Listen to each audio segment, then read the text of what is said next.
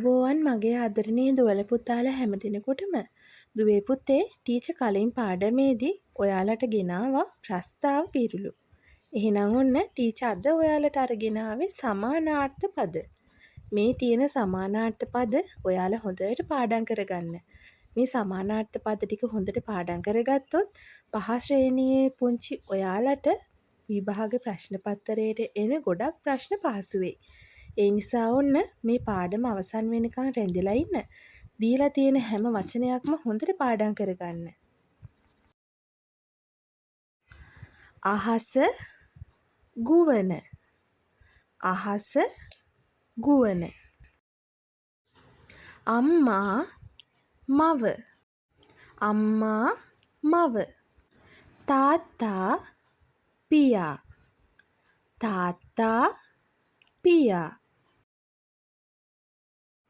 ගස රුක. ගස රුක. ඉර හිරු. ඉර හිරු. ගෙදර නිවස. ගෙදර නිවස. පාසල විදුහල. පාසල විදුහල. ඔළුව හිස. ඔළුව හිස. පාර මාර්ගය. පාර මාර්ගය.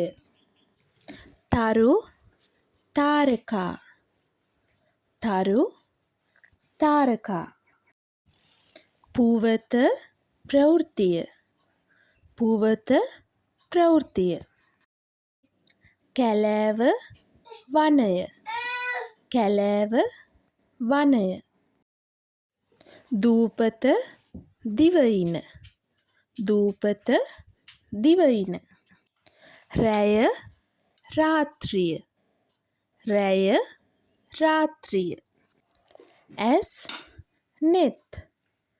ඇස් නෙත්. උදෑසන හිමිදිරිය.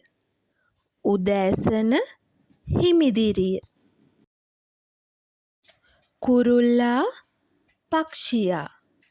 කුරුල්ලා පක්ෂියා. පාදය කකුල.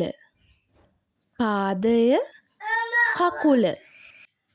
වතුර ජලය. වතුර ජලය. පොත ග්‍රන්ථය. පොත ග්‍රන්ථය.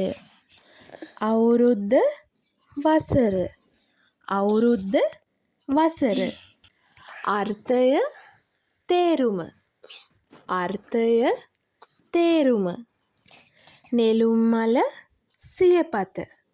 නෙළුම් මල සියපත. ප්‍රසිද්ධ ප්‍රකට. ප්‍රසිද්ධ ප්‍රකට. ඔන්න දුවේ පුතේ පහ ශ්‍රේණිය ශිෂ්‍යත්ව විභාගයට සූදානම් වෙන පුංචි ඔයාලට ටීචර් තවත් උදව් වෙන පාඩමක් අරගෙන තමයි මේ ආවේ. ඉතින් දුවලා පුතාලා මේ පාඩම හොඳට අහලා ටීචර් දීලා තියෙන සමානාර්ථ පද හොඳට මතක තියාගන්න. එහෙනම් දුවලා පුතාලා මේ පාඩම තවත් පාරක් අහලා මේ තේරුම හොඳින් මතක තියාගන්න ඕනේ. අම්මලත් එක්ක එකතු වෙලා පාඩම් කරන්න.